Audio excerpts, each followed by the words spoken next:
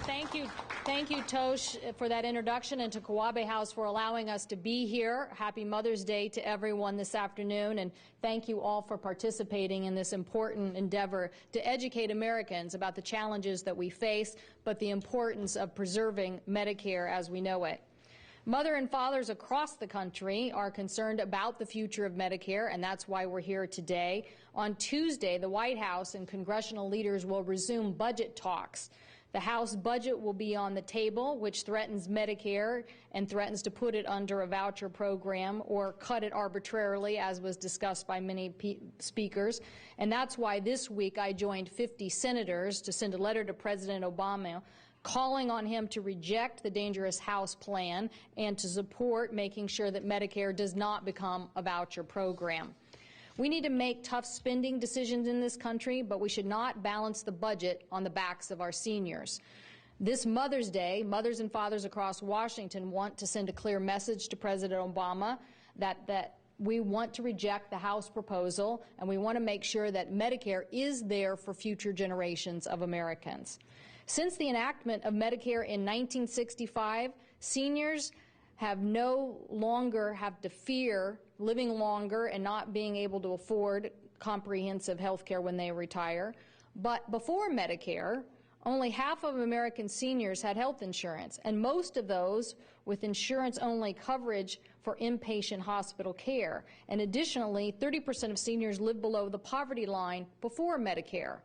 Now only 1.8% lack health care coverage, and less than 9% live below the poverty line.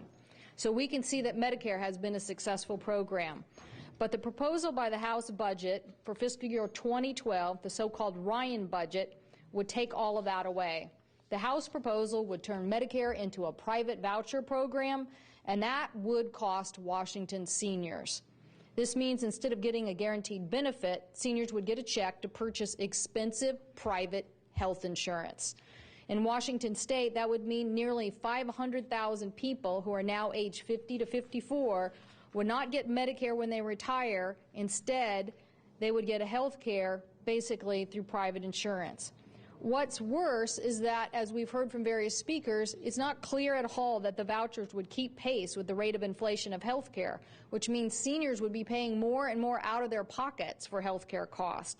With these higher costs, seniors would not be able to get the care that they need and could end up costing all of us more in the system.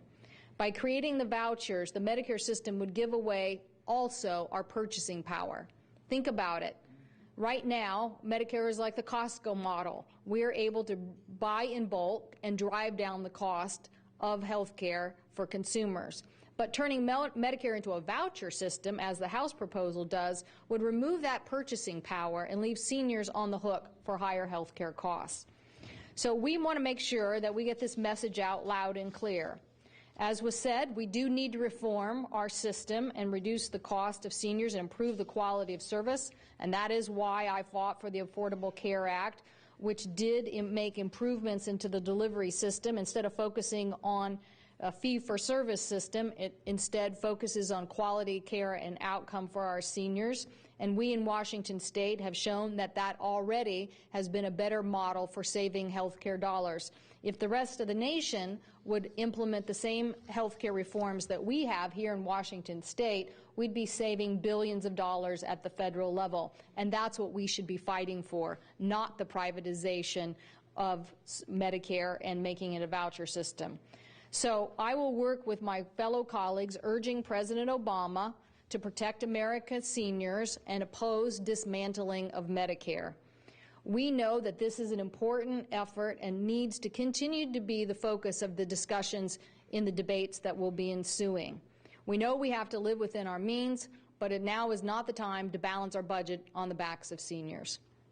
And now I'd like to just ask one last speaker to come up, the person that I always get advice from when it comes to health care delivery systems for seniors, somebody I'd like to say Happy Mother's Day to, my own mother, Rose Cantwell.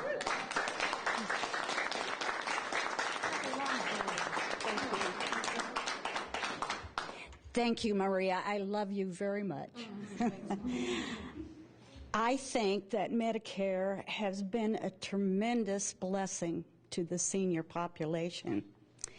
It's extended our lives, and it's helped reduce the many anxieties that seniors face.